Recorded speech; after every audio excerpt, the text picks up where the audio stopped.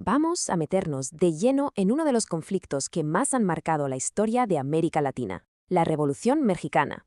Fue nada menos que una década de guerra que no solo tumbó a un dictador, sino que reinventó por completo lo que significaba ser México. Y todo empezó con una idea, con un lema que se convirtió en un grito de guerra: sufragio efectivo, no reelección. En estas pocas palabras de Francisco Madero estaba todo el anhelo de un pueblo: poder votar de verdad y, sobre todo, ponerle fin al poder eterno de un solo hombre. Pero a ver, ¿qué hace que un pueblo entero se lance a una guerra?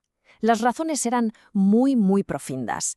Pensemos en más de 30 años con el mismo presidente, Porfirio Díaz. La libertad política era una ilusión. Si te oponías, te aplastaban. La gente trabajaba en condiciones terribles y a los campesinos simplemente les quitaban sus tierras.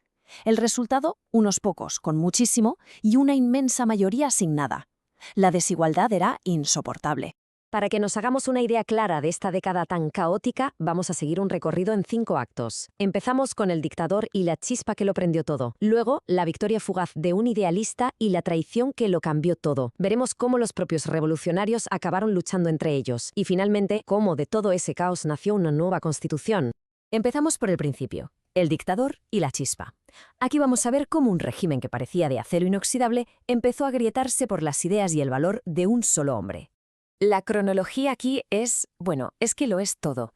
Tras décadas mandando, Porfirio Díaz suelta en una entrevista que México ya está listo para la democracia. Francisco Madero se lo toma en serio y publica un libro proponiendo justo eso, un cambio democrático.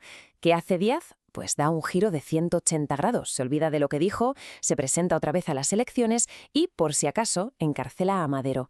Pero Madero consigue escapar y el 20 de noviembre de 1910 llama a las armas. Ahí empezó todo. Y ese llamamiento a las armas tenía nombre: el Plan de San Luis. Pasamos a la segunda etapa, la breve victoria de un idealista. Con el apoyo de figuras como Pancha Villa o Emiliano Zapata, Madero logra lo que parecía imposible: que Díaz renuncie. Pero Madero iba a descubrir muy pronto que una cosa es ganar una revolución y otra, muy diferente, es gobernar un país. Hay que reconocer que el gobierno de Madero tuvo sus logros. Recuperó la Constitución, prohibió la reelección y estableció el voto libre, cosas muy importantes. Pero cometió un error garrafal. Su gran promesa, la que le había dado el apoyo de los campesinos, era devolverles las tierras. Y no lo hizo. Claro, esta promesa rota enfureció a uno de sus mayores aliados, Emiliano Zapata. Su lema lo dejaba bastante claro: la tierra es de quien la trabaja. Al ver que Madero no movía un dedo, Zapata se levantó en armas contra él con su propio plan, el Plan de Ayala, exigiendo la tierra ya. El movimiento revolucionario empezaba a romperse por dentro. Esta fractura interna dejó a Madero en una posición muy débil y esto nos lleva directos a la tercera fase de esta historia: la traición y el usurpador. Y esto es como un thriller político, lleno de conspiraciones, violencia y puñaladas por la espalda. El momento clave aquí se conoce como la Decena Trágica. Fueron 10 días de un caos absoluto en Ciudad de México. Y en medio de todo ese lío, el propio general de Madero, Victoriano Huerta, le da un golpe de estado. El resultado: Madero detenido y poco después asesinado. Un acto que dejó al país en shock. Es que la jugada de Huerta fue increíblemente astuta. No fue solo un golpe de fuerza bruta, no. Fue una maniobra con apariencia de legalidad. Primero, derroca a Madero. Segundo, consigue que el Congreso nombre a un presidente títere. Tercero, este presidente lo nombra a él, a Huerta, su sucesor legal.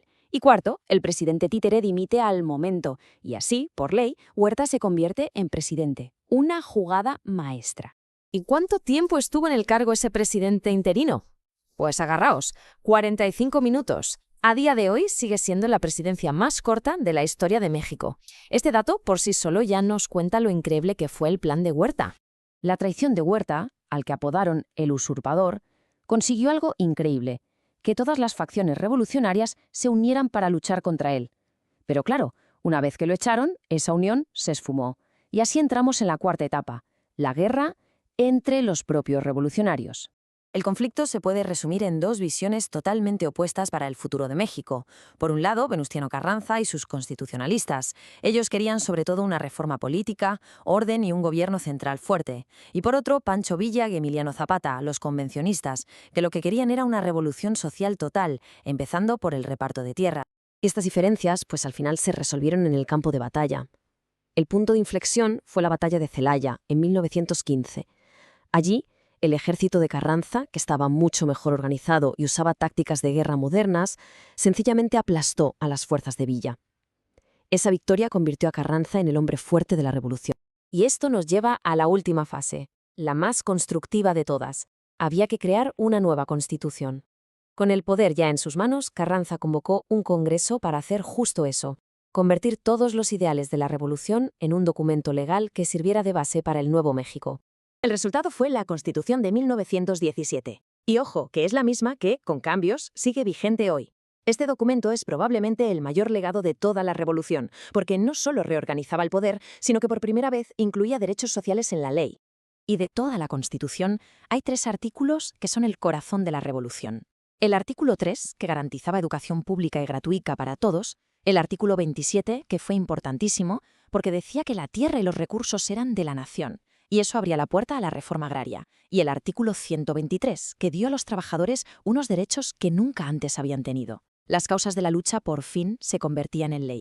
Con esta nueva hoja de ruta bajo el brazo, Venustiano Carranza se convirtió en el primer presidente de la nueva era que la revolución había inaugurado. Parecía que el ciclo de la guerra por fin se cerraba para dar paso a la reconstrucción del país. Pero claro, aquí es donde queda la gran reflexión.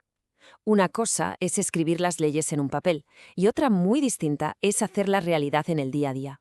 La Constitución de 1917 puso fin a la guerra a gran escala, sí, pero la lucha por la tierra, la educación y los derechos, esa batalla no había hecho más que empezar. Se había fundado una nueva nación sobre el papel, pero la pregunta es, ¿cuánto tiempo más seguiría la lucha por construir esa nación en la realidad?